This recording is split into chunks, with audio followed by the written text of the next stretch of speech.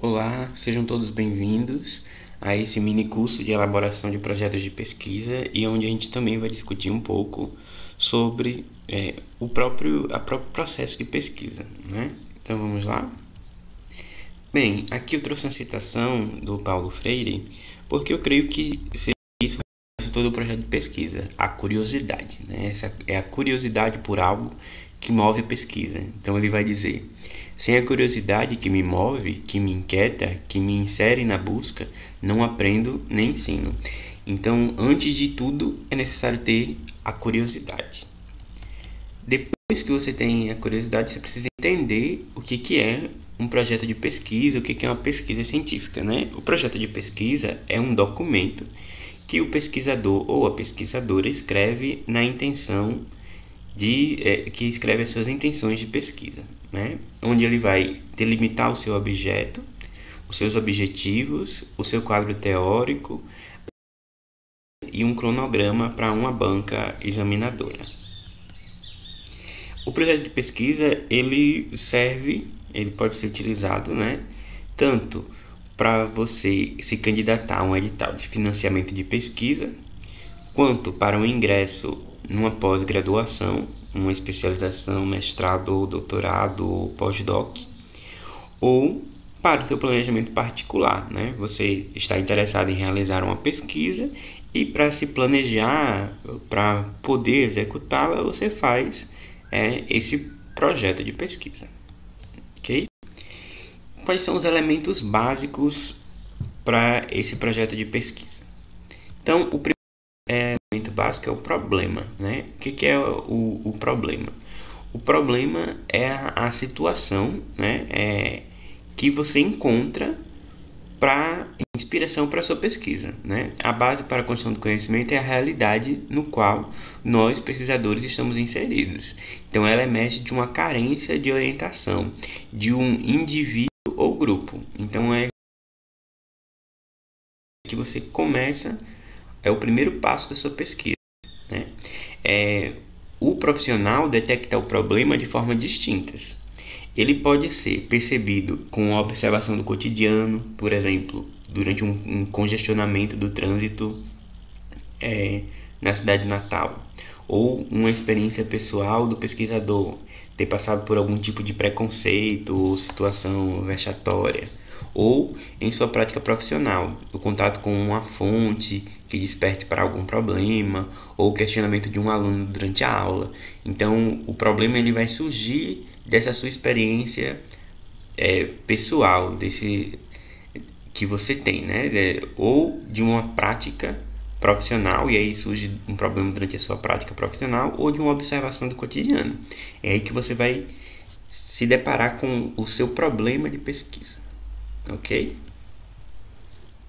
O problema ainda tem um caráter apenas metodológico, né? Originado por um obstáculo que o pesquisador encontrou durante a produção do conhecimento. Por exemplo, a dificuldade de diagnosticar uma determinada doença. Esse é um problema também, né? Esse tipo de problema contribui produzindo facilitadores de pesquisa, como um novo exame mais barato, prático e preciso para determinar um diagnóstico. Então, esse problema ele também pode ser uma questão metodológica e puramente científica, voltada apenas para o aperfeiçoamento da sua área de conhecimento. Isso também é válido, não precisa ser uma questão apenas do cotidiano ou voltada para o social. Pode ser de um viés puramente científico para a melhoria da sua área de conhecimento. O segundo passo é a revisão da literatura. Aqui é uma questão pessoal minha, porque muita gente e muitos manuais indicam que depois de você identificar o problema, a situação problema do qual você tem interesse, você faz a sua problemática, que é a pergunta de pesquisa. Eu já acho mais eficiente você começar com a revisão da literatura, porque muitas vezes você cria uma problemática, a gente vai ver a pergunta de pesquisa, que ela já tem resposta, ela já foi respondida. Ela é uma novidade para você, mas para o seu campo de estudo ela já foi solucionada. Então é mais interessante que assim que você identifique o seu problema de pesquisa, né, a situação que você deseja investigar nesse âmbito mais abrangente, você começa uma revisão da literatura, porque aí você já vai ver quais foram as problemáticas que já foram solucionadas e que situações são novas para a sua área, né? Então, a revisão da literatura é uma ferramenta essencial para o trabalho da pesquisa. O pesquisador ou a pesquisadora deve se apoiar quem se apoia nos ombros de um gigante para ver mais longe do que já foi feito, para ver o próximo passo, mas sempre embasado no que já foi produzido, né? Então, esse é o momento importantíssimo da pesquisa. Como é que você vai fazer essa revisão da literatura, né? O primeiro passo é buscar sobre a temática em sites especializados. E já eu vou indicar alguns sites para vocês que são os mais recomendados para vocês fazerem essas buscas. Depois você vai buscar nesses sites por palavras-chave, por conceitos. Então você já vai pensando em conceitos. Um dos maiores problemas da revisão da literatura é que a maioria das pessoas acaba empacando justamente nessa parte. Porque elas ficam, quanto texto eu tenho que ler para preparar o meu projeto? E sempre uma leitura leva a outra. E isso vai virando uma bola de neve, né? Então a minha recomendação para a produção inicial de um projeto de pesquisa é que você leia de 3 a 5 artigos. Não vá para as teses agora, não vá para as dissertações, não vá para os livros, por enquanto. Leia os artigos científicos. Por quê? Os artigos eles são mais curtos, mais práticos, mais diretos ao assunto, e os artigos também sempre são mais inovadores, porque os artigos são das produções mais recentes, né? Eles são a linha de ponta, o que está sendo produzido naquele momento, o que lhe deixa atualizado e a par dessas demandas. Então, é preferível que neste momento em que você está apenas elaborando o seu projeto, você vá nesses em 3 a 5 artigos. Depois, quando você já tiver a pesquisa propriamente dita, bem estruturadinho, você pode se aprofundar em mais leituras e ir para os livros, as dissertações, ok? Selecionou seus 3, 5 artigos para você ler e se inteirar. Você verifique as referências que mais aparecem lá no final dos artigos normalmente e busque também os trabalhos mais recentes, né, dentro da sua área, ok? Então, o primeiro site que eu quero indicar para vocês é a Cielo, né? A Cielo é uma plataforma que reúne as principais revistas científicas. Lá você vai conseguir fazer uma busca desses artigos. Uma outra dica é vocês buscarem os repositórios das instituições de vocês, né? Aqui é a minha instituição, a UFRN, então o repositório da UFRN, para saber o que na sua instituição já foi produzido, ou na instituição que você já faz parte, ou na que você pretende ingressar. Então você vai lá no repositório. Hoje praticamente todas as instituições de ensino superior de pós-graduação têm os seus repositórios. Então você vai lá e busca saber o que foi feito, né? Tem o catálogo de teses e dissertações, que também é interessante, do CAPES, né? Você também tem a Biblioteca Digital Brasileira de Teses e Dissertações, né? Dentro desse projeto de pesquisa. Mas nesse momento, como eu falei para vocês, concentre-se nos artigos, então vá mais para a Cielo. Mas esses outros são outros sites que vocês podem buscar futuramente, ok? E aí, quando você for selecionar, nossa, então eu vou ter que ler, eu vou selecionar 5 artigos, de 3 a 5 artigos. Como é que eu vou fazer a seleção disso? Você vai fazendo lá a busca, você digita os seus conceitos, né? Um truque legal é você sempre digitar 3 conceitos e aí você vai colocar, por exemplo, na busca, como aqui no exemplo: adolescente infrator, mais medida socioeducativa, mais interação, e aí bota para buscar, e aí vai aparecer todos os artigos que tem essas palavras-chave, esses conceitos-chaves, ok? E aí, como é que você vai selecionar quais artigos eu vou ler? Você vai dar um clique e você vai ler o resumo e as palavras-chave. Se o resumo te interessar, você separa para leitura.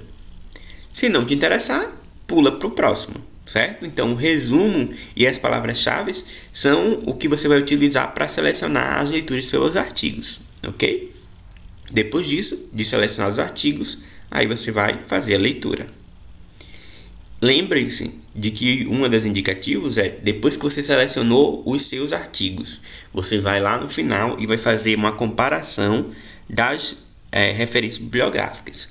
As referências que se repetem, isso significa que são referências importantes, que são referências tradicionais e que, portanto, precisam estar no seu projeto. Então, essas que você vê que se repetem, você obrigatoriamente terá que ler, buscar lê-las para poder discutir, para você apresentar para a sua banca que você tem conhecimento não só dos textos mais recentes que foram produzidos, como você também tem o domínio dos textos mais tradicionais, ok? Passado isso, aí sim você chega à sua problemática. Se não é científico, é apenas uma situação do seu interesse. É necessário transformá-lo em uma pergunta científica, né? Que vai ser o motor da sua pesquisa, né? Ela vai ser a questão geradora da sua pesquisa, vai ser aquilo que você vai tentar responder, que vai lhe indicar o resultado, né? Ela possui um recorte definido, temporal, espacial, temático, que vai delimitar a sua pesquisa. Aqui eu trouxe alguns exemplos. Olha só. Uma situação problema. O decreto 119A de 1890 e a Constituição de 1891 dá-se a expansão das práticas religiosas no espaço público em condições de igualdade jurídica com o culto católico, né? Essa é uma situação problema, uma situação que eu achei interessante. Quando o catolicismo deixa de ser uma religião oficial e as outras religiões agora podem vir a público durante a Primeira República. Essa é a situação problema. Qual é a minha problemática? Qual é a pergunta que vai me incentivar? Como é que se dá a atuação política dos modernos espiritualistas durante a Primeira República no Ceará? Então, a minha pergunta ela já está recortada. Eu não tenho interesse em todas as práticas religiosas que estão surgindo nesse momento. Eu tenho interesse em saber sobre os modernos espiritualistas, que são, podemos dizer, os tataravós dos atuais espíritas, né? E eu não quero saber qualquer coisa sobre eles. Eu quero saber como é que eles atuavam na política, como é que eles participavam da política durante a Primeira República. Então eu já tenho aí um recorte, uma pergunta recortada. Outro problema, a inclusão de crianças com deficiências na educação infantil, né? Essa é a situação problema que eu tenho interesse. A problemática mais recortada. Qual o papel do fisioterapeuta na inclusão de crianças com deficiência na educação infantil? Certo? Então, outro problema, o aumento da obesidade infanto-juvenil. Aí a problemática, pergunta de pesquisa. Qual a importância das aulas de educação física no combate à obesidade infantil? Ok? Essas são as problemáticas iniciais. Essas problemáticas aqui, para vocês perceberem, né? Como é que um problema se torna uma problemática. Ela se torna problemática quando se torna uma pergunta com um recorte mais específico. E ela tem que ser refinada. Aqui um exemplo de um refinamento, né? Então a gente começa. Como se dá a atuação política dos modernos espiritualistas durante a Primeira República no Ceará? Né? Essa é a problemática. E aí a gente pode melhorá-la. Como é que a gente melhora? Refinando ainda mais, né? Aqui já está bem refinado, então a gente só repete. Esse outro aqui, ó. Qual o papel do fisioterapeuta na inclusão de crianças com deficiências na educação infantil? Essa pergunta ela está muito ampla, não tem como você respondê-la pronto, porque você precisaria fazer uma pesquisa muito grande. Então você recorta a sua pesquisa. Então, qual o papel do fisioterapeuta na inclusão de crianças com todas as deficiências? Não, com deficiências motoras na educação infantil. A educação infantil tem no Brasil todo. Você vai pesquisar no Brasil todo? Não, vou pesquisar no estudo de caso. No CEMEI, Maria do Céu, no bairro de Lagoa Nova, em Natal, Rio Grande do Norte. A mesma coisa no outro, né? Qual a importância das aulas de educação física no combate à obesidade infanto-juvenil? A faixa infanto-juvenil é uma faixa muito grande, é uma gama muito grande de pessoas para você pesquisar. Então, o que você faz? Você diminui. Qual a importância das aulas de educação física no combate à obesidade infantil no 6º ano da Escola Municipal Professor Ulisses de Góes, no bairro de Nova Descoberta, em Natal, RN? Então, você faz um recorte ainda maior, estipulando concretamente, né, o que você vai investigar, ok? Então, em síntese, a problemática ela é feita por um elemento interrogador, qual, como, que, né, uma pergunta, o seu problema, que vai aparecer lá, e o recorte espacial, temporal, ou qualquer outro recorte que você queira colocar. Então, é sempre nesse formatozinho, né? Elemento interrogador, o problema de pesquisa e o seu recorte, ok? Com isso já estipulado, você vai para os objetivos. O que é o objetivo? O objetivo é a ação que você vai fazer para chegar ao resultado final, né? O objetivo geral é a ação principal que você vai realizar durante a pesquisa, e o objetivo específico são o conjunto de ações que você vai realizar para alcançar o objetivo principal, certo? No máximo 3 objetivos específicos, ok? Mais do que isso é exagero. 3 já está de bom tamanho, né?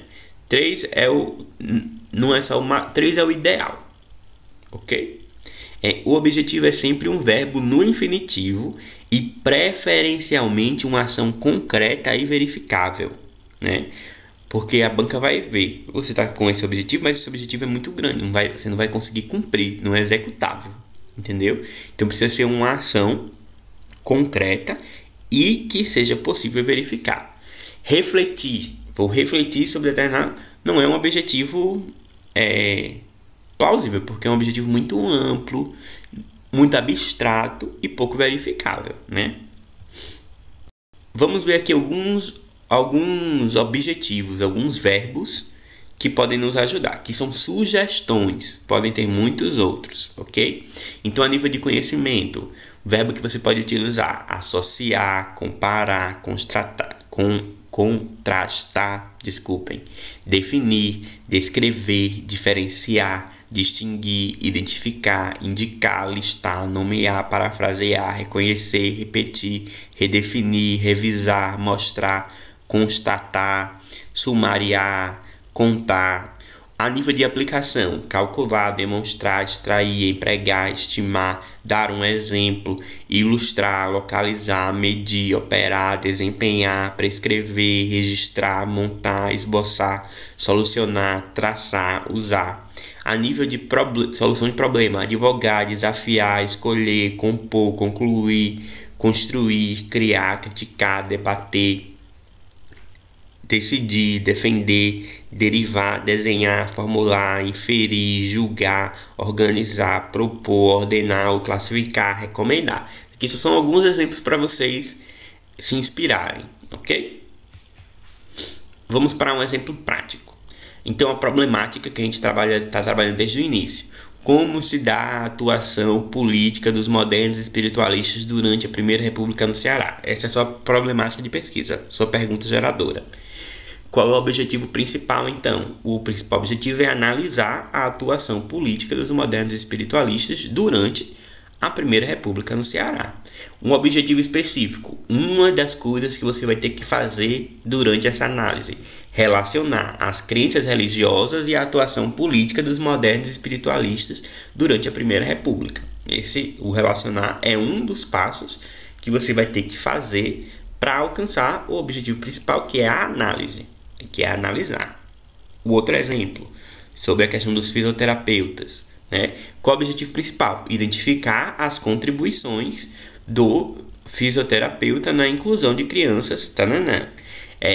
Qual o objetivo específico? Diagnosticar. Um dos primeiros passos para identificar é diagnosticar as atuais condições das crianças, né? Como é que essas crianças se encontram agora. Uma vez que você está aprendendo a identificar as contribuições, então você vai ter que fazer uma análise, uma evolução. Então, o primeiro passo é diagnosticar qual é a condição dessas crianças atualmente, né? Para depois você fazer uma comparação. E depois que você comparar, aí você tem a identificação das contribuições, né? Então, você já tem dois passos. O primeiro passo, o primeiro objetivo, diagnosticar. O segundo objetivo, comparar o antes e o depois, entendeu? O exemplo da educação física. O primeiro, o objetivo, avaliar, né? Então, você vai avaliar a importância das aulas. Qual é o primeiro passo para que você faça essa avaliação? Perfilar, né? Fazer o perfil desses alunos que apresentam obesidade infantil, né? Então, o primeiro passo é identificar que alunos têm essa obesidade, depois fazer o perfil dele e assim por diante, certo? Então, o objetivo geral é a ação principal e os objetivos específicos são as ações que você tem que fazer para alcançar o objetivo principal, ok? Então, em síntese, o objetivo é o verbo no infinitivo, o seu problema e os recortes, certo? A teoria, ela é uma ferramenta que permite você enxergar a realidade a partir de um tipo ideal, tornando a realidade mais inteligível, orientando assim suas escolhas. Então, a teoria é uma explicação, um modelo explicativo da realidade. E a teoria vai ajudar você, então, a entender os contextos em que você está inserido. A teoria ela é fundamental para você compreender melhor o campo de pesquisa em toda a sua complexidade e, a partir dela, se produzir conhecimento. A teoria nos ajuda a entender determinados comportamentos que são quase imperceptíveis, né? Elas conseguem te ajudar a explicar determinadas situações. Essa teoria ela pode estar já posta, né? Ou ela pode ser construída na sua prática de pesquisa. A metodologia é a descrição do passo a passo de como você vai realizar a sua pesquisa e qual a abordagem, a técnica ou os instrumentos que você irá utilizar, né? A metodologia. A metodologia ela tem dois grandes tipos, a qualitativa e a quantitativa. A qualitativa ela tem o objetivo de alcançar uma compreensão qualitativa das razões e das motivações subjacentes. Ela trabalha com um número pequeno de estudos de caso, que não são estudos representativos, né? Ela tem uma coleta de dados não estruturada ou semi-estruturada, né? Ela tem a análise de dados não estatística, né? E o resultado desenvolve uma compreensão inicial, né?